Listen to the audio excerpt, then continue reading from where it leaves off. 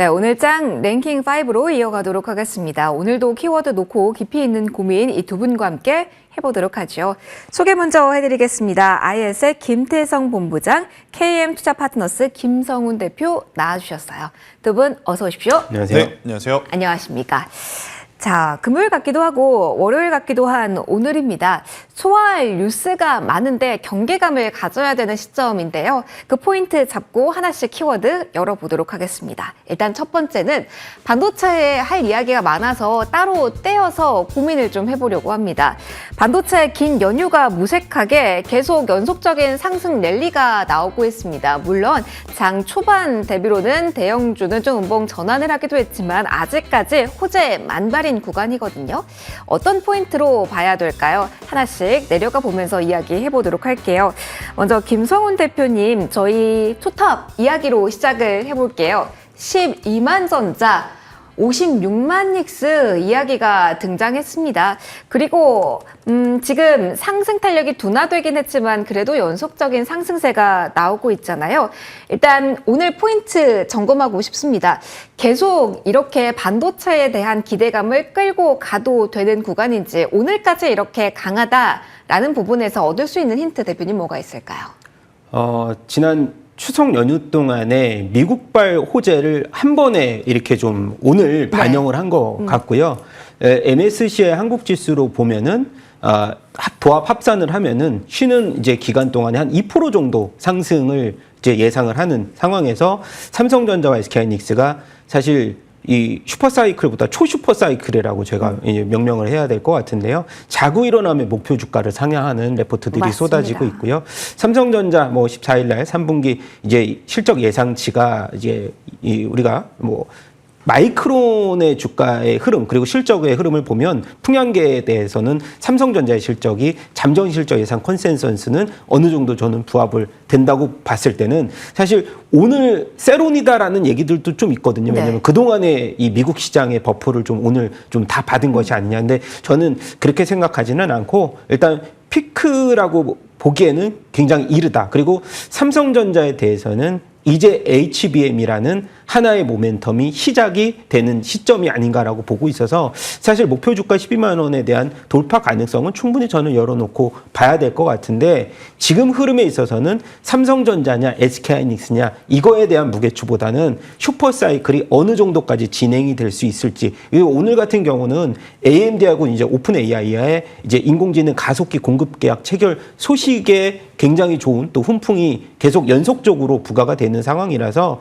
지금으로서는 이제 삼성전자가 보유하고 있는 100조 이상의 현금성 자산에서 이 증설에 대해서도 이제 가능성들이 충분히 열려 있고, 뭐 SK하이닉스를 마찬가지로 보더라도 이런 부분들의 여러 가지 복합적인 요소, 그리고 핵심은 뭐냐면 저는 일단 국내 이제 AI의 슈퍼사이클의 국내 이제 이 코스피 지수의 이 반등은 코리아 디스카운트 해소가 또 접목시킨 결과라고 보고 있기 때문에 계속적으로 저는 즐기는 구간이다라고 말씀을 계속 드려야 될 것 같고, SK하이닉스도 올해 3분기 이 영업이익 11조의 돌파 가능성들은 뭐 계속 시장에서 얘기가 나온 부분이기 때문에 그러한 실적에 대한 효과보다는 어느 정도의 슈퍼사이클에 대한 모멘텀, 이 모멘텀적인 요소가 좀 강하다. 그리고 이 외국인들의 국내 시장의 지속적인 환율의 우려보다는 아까 말씀드렸던 코리아 디스카운트 해소에 대한 요인이 좀 더 강하다라고 보고 있는 상황입니다.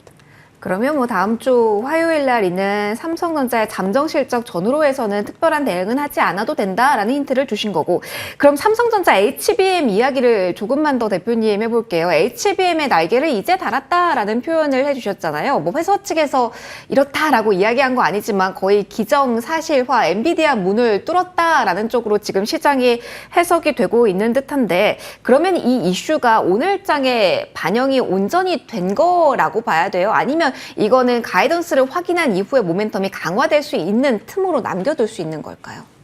제가 아까 전에 이제 시작이 됐다, 초입 국면이라고 네. 말씀을 해드렸기 때문에 이제 시작.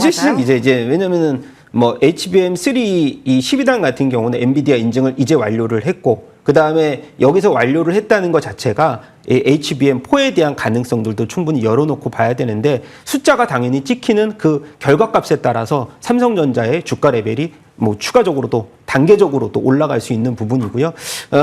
이 수익률로 본다면 삼성전자와 SK하이닉스, 삼성전자는 이제 신고가를 돌파하는 상황이기 때문에 저는 수익률 면으로 봤을 때는 SK하이닉스가 지금까지는 월등했다. 근데 삼성전자도 그거에 버금간 반등을 보여줄 때가 되지 않았나라고 보고 있습니다. 그럼 말씀해 주신 거에서 힌트를 찾아보면 지금이라도 삼성전자를 사도 괜찮다라는 이야기 해주신 걸까요? 이게 참 어려운 질문입니다만. 예전에는 10만 전자 얘기 나오면 네. 주가가 여짐없이 빠졌는데 맞아요. 지금은 10만 전자가 아니고 12만 전자까지 나오고 그 이상까지도 바라보는 차원이고요. 그러니까 제가 아까 전에 말씀드렸듯이 삼성전자라는 실적의 바운더리보다는 전체 업황에 대해서 성장 스토리가 계속 이어질 수 있다는 측면을 그냥 부각을 시켰으면 좋겠습니다. 알겠습니다. 그 스토리가 어떻게 확장되는지 여기에 포커스를 맞춰보자라는 이야기 해주셨습니다. 반도체에 대해서 김태성 본부장님과도 이야기를 해볼게요. 저희 계속 반도체 무게 있게 이야기 좀 많이 하고 있는데요. 네. 조금만 변동이 있어도 궁금하실 테니까 여기서부터 또 시작을 해볼게요. 장비 내에서도 지금 변동폭이 있는 종목이 꽤 있고요. 삼성전자, SK하이닉스 역시 좀 변동이 되는 부분이 살짝 네. 있기는 합니다. 오전과 조금 얼굴이 다르다라는 부분에 우려를 해야 될까요? 환율 여기 묶어서 좀 질문을 드릴게요. 아무래도 외국인 수급과 연결고리가 1420원 선 있다 보니까 지금 약간 고개가 꺾인 부분이 환율과 좀 연계성이 높습니까? 일단 환율과 연계돼서 본다면 이미 꺾였어야 되는 게 정상이죠. 이렇게 환율이 높은 흐름을 보임에도 불구하고 오늘도 반도체 IT 주들이 굉장히 지금 강한 모습을 저는 보이고 있다 생각이 듭니다. 일단 환율은 원화의 약세라기보다 지금 엔화도 문제이고 유로화도 문제인 상황에 달러 강세 때문이라고 좀 보시면 됩니다. 그러니까 이게 해석의 좀 차이에 따라서 받아들이신 분이 좀 다르실 것 같은데 우리나라 원화만 약세라면 그건 문제죠. 그러면 외국인들이 환차손을 감내하면서까지 우리나라 시장에 들어오진 않습니다. 그런데 지금 같은 경우에는 원화만의 문제가 아니라 달러만의 강세가 지금 포인트에 있기에 그들이 환차손을 감내하고 혹은 환차손이 발생하더라도 이것을 지울 수 있을 만한 수익이 나는 기업에는 들어온다는 거죠. 그러니까 시장에 들어오는 게 아니라 기업에 들어온다는 네. 거죠.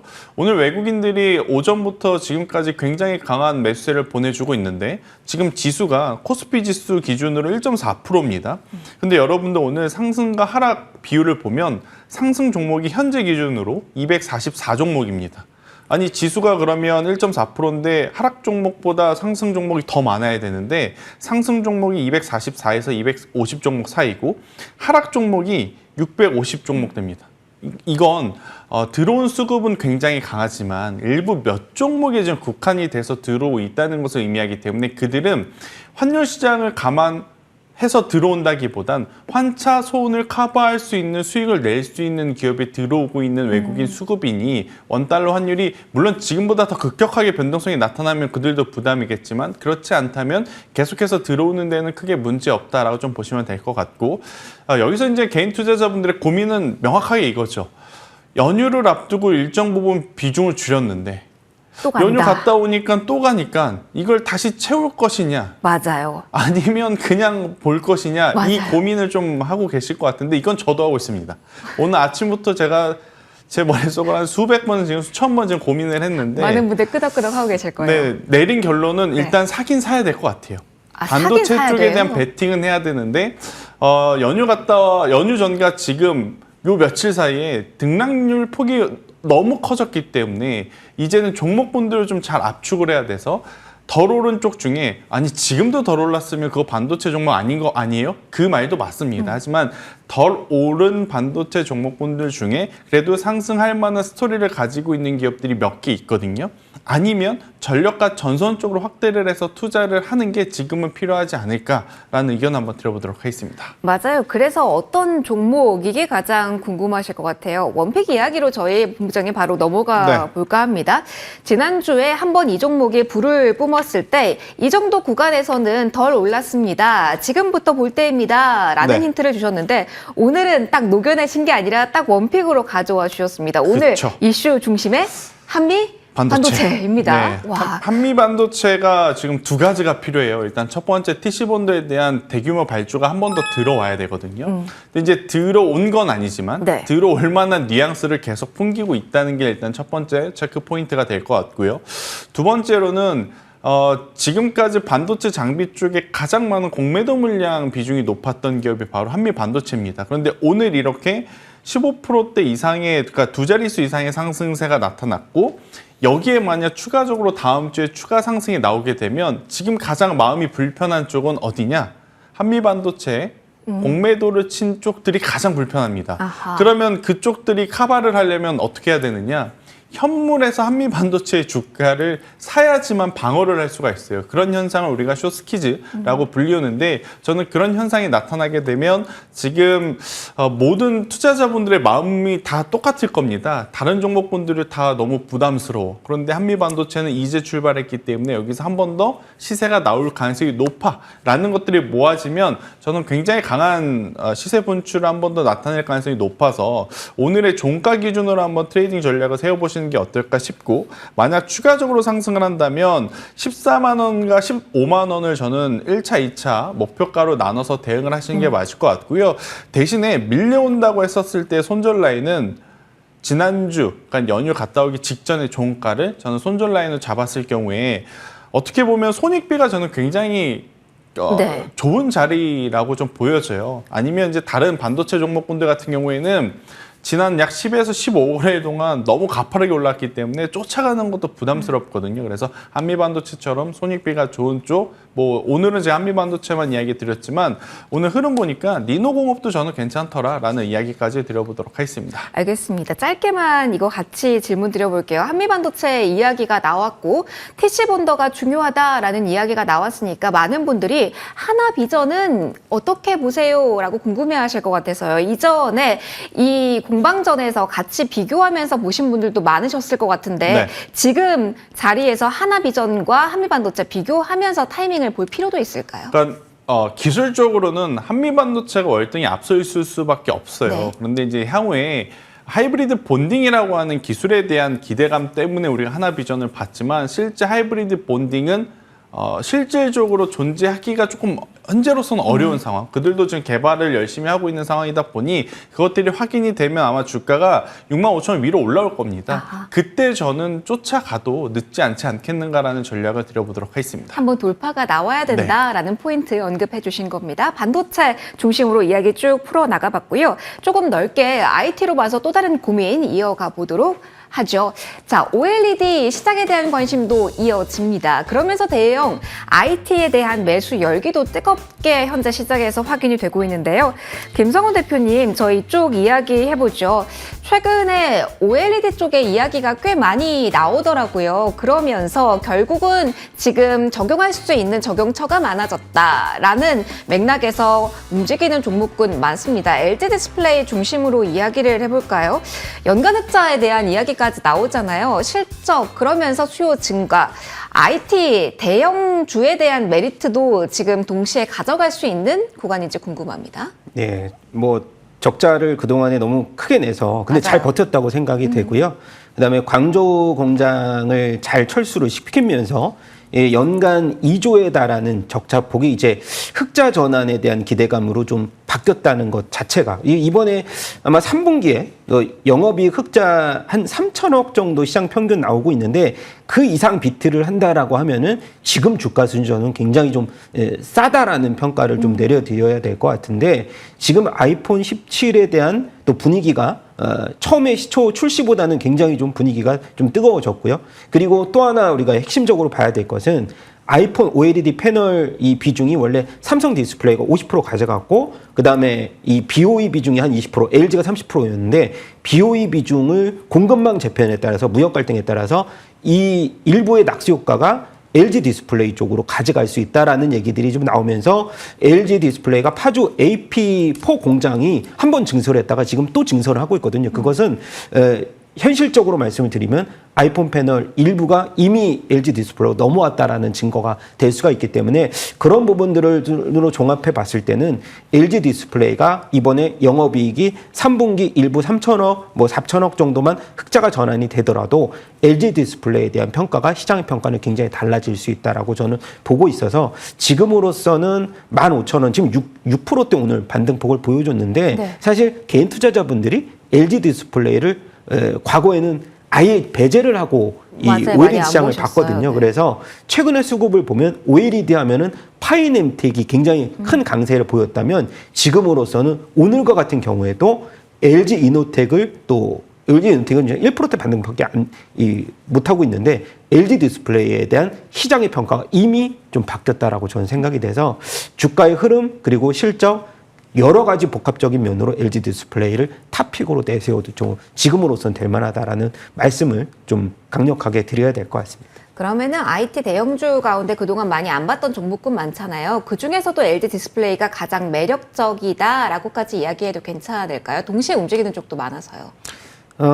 지금으로서는 뭐 사실 OLED 관련주만 보는 게 아니고 전체 이제 소부장 업체를 전반적으로 봐도 원익 IPS가 적자에서 2분기에 우리 예상보다 시장 예상보다 먼저 흑자로 돌아서면서 주가가 3만 원대에서 거의 지금 더블이 났어요. 그 와중에 흑자 전환에 대한 기대감은 두산테스나 그리고 또 하나가 LG 디스플레이거든요. 그래서 이 두 종목 정도에서 실적 발표 기대감에서 이것이 현실적으로 숫자로 딱 표현이 됐을 때 얼마만큼의 주가가 이 퍼포먼스가 날지는 제가 증권사 지금 TP가 한 2만 원대 좀 밑에 형성이 돼 있는데 아마 실적 발표되고 나서는 TP 상향은 충분히 나올 수 있다. 저는 그렇게 보고 있습니다. 알겠습니다. 실적 시즌 전후 기대해보자라는 이야기 해주셨습니다.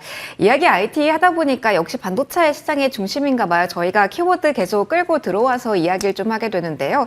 외국인 수급과 그 심리 측면에서 히토류 이야기 연결고리 가지고 이어해보도록 하겠습니다. 본부장님과 이야기를 해볼게요.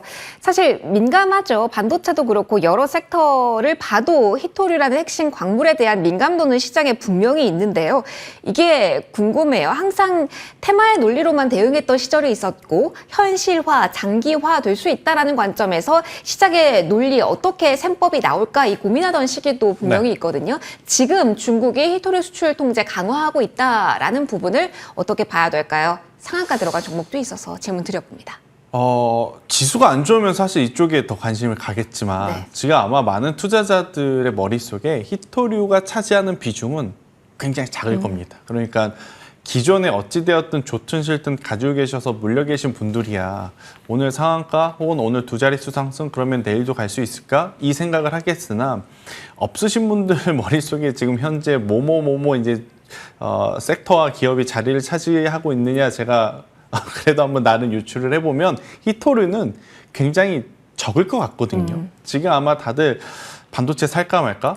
제약바이오는 왜 이렇게 한가? 2차 전지는 끝났나? 이 생각이 맞아요. 지금 메인이기 때문에 히토류에 대한 비중은 굉장히 적을 수밖에 없다. 하지만 중국에서 지금 내세울 수 있는 그리고 가장 어떻게 보면 시장에 직간접적으로 빠르게 영향을 또 나타내는 이야기가 또 히토류임을 감안을 해보면 관련주들에 대한 관심도는 아무래도 이제 조금은 더 나타날 수 있다. 대신 시가총액이 너무 작습니다. 지금 유니온 머티리얼즈가 이제 대체제 혹은 이제 히토류를 뭐 유통하는 쪽 관련해서 이제 움직이고 있는 상황이라서 저는 보시는 건 보시되 지금 반도체를 생각하는 것처럼 제약바이오를 생각하는 것처럼 길게 보실 수 있는 섹터와 기업은 아님은 좀 인지를 하시고 데이 트레이딩 전략으로 하시는 게 더 나은 선택일 수 있겠다는 의견 드려보도록 하겠습니다. 지수에 대한 분위기가 좋다라는 점을 고려해서 생각해야 된다라는 조언 주셨습니다.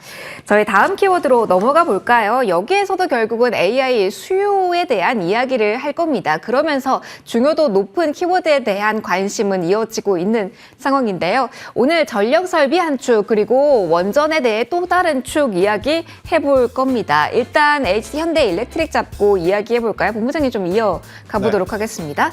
오늘 장 초반부터 움직임이 나왔고요. 그간의 큰 조정도 연휴 전에도 없었거든요. 또 한 번 목표 주가는 시장에서 높게 보고 있는 상황입니다. 지금 전력 설비에 대해서는 어떤 스탠스로 대응을 해야 될까요? 워낙 전분기 실적 시즌에 좀 차가웠던지라 지금 점검 한번 부탁드릴게요. 보유 및 매수해야 되겠죠. 보유 및 그러니까 매수? 반도체랑 저는 조금 다르게 봅니다. 우리가 연휴 쉬는 동안 미국에서 날아온 이야기 중에 공통적으로 세 가지에 대한 이야기가 있었거든요. 칩이 필요하고 또 칩을 생산하고 활용하는 데 있어서 에너지가 필요하고 또 최종적으로는 피지컬 AI를 기반으로 로봇이 최종 형태가 될 것이다. 이건 어느 한 사람의 이야기가 아니라 테크 기업들 CEO의 어떻게 보면 일반적인 지금 평가가 되어버렸거든요. 그렇기 때문에 저는 에너지원은 반도체만 생각해서도 필요한데 지금 반도체뿐만 아니라 지금 대규모로 인프라 구축에 대한 이야기들이 많이 나오고 있지 않습니까? 그런 상황 속에 전력기기와 전선주들이 저는 오히려 해답이 될 수 있다. 그러니까 반도체주들은 너무 가파르게 올라온 종목군들은 지금 실적 시즌이 이제 막 시작이 되거든요. 이럴 때 오히려 실적이 피크 치는 그 순간이 세론으로 작용이 될 가능성이 높지만 HD현대 일렉트릭, 효성중공업, LS 일렉트릭 같은 경우에는 이번 실적이 잘 나와도 앞으로의 실적이 더 잘 나올 가능성이 높은 상황이기 때문에 저는 계속해서 보셔도 괜찮다. 그런데 왜 이 세 개만 움직여요? 일진전기, 뭐 산일전기 뭐 이런 기업들도 올 초에는 같이 좋았잖아요 라고 생각을 하시는데 차이가 날 수밖에 없습니다. 이들은 미국의 생산 라인을 가지고 있는 첫 번째 차이점. 그리고 두 번째, 중소형 변압기는 이미 2분기부터 수출 데이터와 수출 단가가 정체됐습니다. 하지만 초고압 변압기는 수출 데이터가 여전히 성장하고 있는 것을 우리가 확인을 했기에 이들과 아무래도 이제 중소형 변압기 기업들의 주가 차이는 조금 날 수밖에 없음은 여러분들이 인지는 좀 하셔야 될 것 같고, 반도체가 부담스럽다 그러면 저는 전력과 여기에 또 우리 쉬고 올 동안 금가격, 은가격 많이 이야기했잖아요. 맞아요. 여기에 또 구리 가격까지 올랐어요. 아하. 구리 가격 오르면 전력과 전선도 같이 반응을 하거든요. 그래서 이쪽에 대한 니즈는 여전히 높은 상황이라서 저는 반도체보다는 속도는 덜하지만 방향성 자체는 같이 이제 우상향을 할 가능성이 높다라는 의견 드리겠습니다. 같은 길을 가고 있다라는 그렇죠. 측면 봐야 된다라는 이야기 해볼 겁니다. 자, 그리고 원전도 주목을 조금 더 받고 있는 시장이라서요. 대표님과 원전 포인트로 이야기 풀어가 볼까 합니다. 오늘 장 초반부터 그랬지만 오후에 다시 한번 움직임이 가속화되고 있는 두산 에너빌리티 중심으로 원전주 이야기를 꼭 해야 될 것 같아요. 지금 수급 쏠림이 가속화되고 있는 현재 구간에 대해서 관심도 더 높여야 될지 궁금합니다. 두산 에너빌리티 현재 오후에 다시 한번 고점을 만들어내는 구간에서 움직임이 있거든요. 리포트 영향으로 봐야 될지 아니면은 뭐 장중에 나온 뉴스 본다면 신고리 1호기 재가동 승인 소식도 나왔거든요. 원전의 분위기 지금 어떤 위치로 보시는지 질문 드려봅니다. 두산 에너빌이 6월 30일 이후에 횡보를 한 3개월을 겪었잖아요. 맞아요. 7만 원을 네. 못 들었어요. 그러면서 사실 그동안 힘을 굉장히 세게 모은 것 같아요. 그래서 이번 돌파에서는 제가 이제 개장 방송 때도 머니스테이에서 핵심 종목으로서 한 2주 전에 두산 에너빌티 꼭 이제 돌파하면 보셔라. 근데 오늘 자리가 그 돌파 자리거든요. 오늘 딱 볼 자리네요. 네, 그렇죠. 그리고 사실 두산 에너빌리티 하면 당연히 다른 거보다는 볼 필요 없이 SMR만 보시면 되는데 내년에 뉴스케일 모듈 한 12기 수주가 관련돼서 사실 임박했다는 소식이 계속 들려오고 있는데 그것이 가시화된다라고 하면 두산 에너빌리티의 실적 지금 수주가 한 13조 정도 돌파가 있는데 이제 1년치, 2년치 매출 이 수주 잔고가 계속 쌓였다라는 증거로 봤을 때 이번에 4분기에 영업이익, 3분기는 뭐 말할 것도 없고 4분기에 영업이익이 한 3,700억 얘기가 나오고 있거든요. 지금 두산 에너빌리티 하면은 이 실적에 대한 성장 모멘텀은 있지만 숫자로서 표현이 조금 부족했다. 근데 앞으로 시간이 갈수록 숫자에 대한 그 모멘텀까지 우리가 어느 정도의 그 두산 에너빌리티에 힘을 실어준다라고 하면은 저는 이번에 TP가 한 10만 원에서 그 이상은 아직 안 나왔지만은 돌파가 된다고 하면 앞서서 이제 삼성전자, SK하이닉스에서 봤듯이 두산 에너빌리티의 TP도 계속 높아갈 수 있는 굉장히 큰 모멘텀이 SMR에서 계속 충분히 나올 수 있다라고 저는 보기 때문에 사실 그동안의 주가를 좀 억눌렀던 현 정부의 원전 뭐 15년 건설 기간이 길다 이런 뉴스가 이제는 무색해질 수 있는 포인트가 지금에 와서 이 주가로서 표현이 오늘 됐다라고 보기 때문에 저는 신규 진입 시점을 당연히 늦지 않게 봤으면 좋겠습니다. 근데부터 서서히 네. 타이밍 한번 노려보자라는 조언까지 원전 두산 에너빌리티 중심으로 받아봤습니다. 에너지 이야기 해봤고요. 오늘 대형주 가운데 그래도 눈에 띄는 강세 있는 쪽으로 시선 좀 이동해 보도록 하겠습니다. 네이버 카카오 오늘 자리를 어떻게 봐야 될지 포인트 좀 잡아보도록 할게요. 네이버 이야기를 먼저 하겠습니다. 대표님, 네이버 연결해서 좀 가도록 할게요. 네이버가 현재도 그래도 강세 국면이 유지가 되고 있습니다. 연휴 전까지 분위기가 3거래 연속 시원하게 오르고 그리고 조정이었거든요. 다시 증권가에서는 두나무 효과 이야기를 하던데 다시 긍정적인 상승 요인 봐도 되는 걸까요? 네, 제가 뭐 지난주는 결석이었고 지난주에 나와서 카카오에서 좀 네이버로 맞아요. 방향성을 좀 바뀌어야 된다. 연말까지는. 근데 10월 달에 카카오 같은 경우에 창업자 이 벌금형 리스크가 있잖아요. 그게 해소가 되고 난 후에 보셔도 카카오는 될 것 같고 지금의 네이버의 상승 효과는 당연히 스테이블 코인보다는 오리지널, 그러니까 비트코인하고 이더리움과 같은 가상자산의 금리 인하 효과에 대해서 신고가를 돌파했다는 점이 이제부터는 사실 하나증권이나 기존의 우리가 우리 기술이나 이런 종목보다는 네이버로 수급이 지금 쏠리는 현상으로 보이고 있는데 업비트의 이런 이제 스테이블 코인의 발행이 현실화가 만약에 될 경우는 스테이블 코인 사업 같은 경우에 30년까지 연간 3천억 규모의 수익 창출이 가능하다. 그러면 네이버의 지금 주가의 밸류에이션 퍼가 지금 20배 정도인데 그 이상까지도 바라볼 수 있다. 근데 카카오 같은 경우는 현재 선행 PER로 봐도 지금 네이버보다 10배 이상이 높거든요. 그래서 그런 부분으로는 네이버의 이 점수를 저는 더 줘야 되는데 제가 카카오의 기존에 얘기했던 것이 오픈 AI의 협업이 아직까지는 수면 위로 확실하게 뭐가 발현이 됐다라고 보기엔 좀 어렵잖아요. 이미 주가는 많이 올랐고 6만 원까지. 그러면 현재 구간에서 추석 이후에 챗 GPT에 대한 모멘텀이 강화되면 그동안 하락한 분 정도는 만회할 가능성은 있나요? 가능성은 있는데 아까도 말씀드렸듯이 지금 이 김범수 의장에 대한 그 벌금형이 어느 정도는 리스크로 발목을 조금 잡고 있어서 그 부분이 해소가 돼야 되는데 왜냐면은 지금 7% 정도 지분을 갖고 있거든요. 그러면 벌금 확정되면은 10%까지 지분을 매도를 해야 돼서 이 매각이라는 리스크가 카카오는 아직까지는 좀 주가에 6만 원 이상을 돌파하기는 좀 힘들다라고 보고 있습니다. 알겠습니다. 조금 상단은 막혀있는 그 구간으로 네이버, 카카오 이야기를 각각 좀 해주셨습니다. 포인트가 좀 완전히 다르니까요. 그 점도 다시 한번 체크를 해보시고요. 저희 네이버, 카카오 이야기하면서 어느 쪽으로 뻗어 나갈까 좀 고민을 했었는데요. 본부장님 사실은 AI 소프트웨어 쪽으로 매기가 빠져나갈까 이 질문을 드릴까 하다가 오후로 갈수록 수급의 중심이라고 한다면 또 로봇에 대한 이야기를 해야 될 것 같아서 여기서 좀 체크를 하고 갈게요. 로보티즈 클로봇 지금 불기둥을 세우고 있는 로봇주에 대한 반응 궁금하실 것 같아서요. 어느 성격으로 지금 로봇에 대한 수급 관심도가 높아진다? 라고 현 시점은 진단을 해야 될까요? 제가 앞서서 우리 쉴 때 미국 CEO들이 얘기한 세 가지 그 중에 하나가 휴머노이드. 칩 하나 네. 그리고 여기에 에너지가 필요하고 마지막에 피지컬 AI를 기반으로 한 로봇이 필요하다 그랬는데 공교롭게도 지금 세 가지 섹터가 지금 돌아가면서 상승하고 있는 거죠.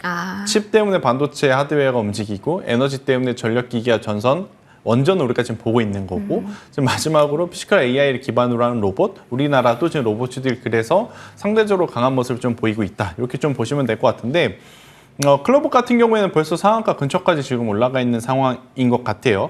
그래서 만약 쫓아가신다면 저는 로봇주들은 괜찮다고 보여집니다. 소프트웨어 쪽에서는 시메스라고 하는 기업을 한번 보셨으면 좋겠고 하드웨어 쪽으로는 삼성 기반으로 보신다면 이렌시스와 SPG까지도 한번 보셨으면 좋겠고 이제 레인보우 로보틱스도 정말 또 오랜만에 지금 이제 슬슬 우상향 곡선을 좀 그려 나가고 있는 상황이거든요. 여기에서 거래량까지 한번 붙어준다면 또 강한 시세가 나올 가능성이 높으니까 로봇주들도 빼지 마시고 꼭 포트 안에 하나 정도는 편입을 해 놓으시는 게 포모 현상에 덜 시달리는 방법이 아닐까라는 의견 드리겠습니다. 반도체 하드웨어도 전력도 그리고 로봇까지 필요하다. 라는 조언 받아봤습니다.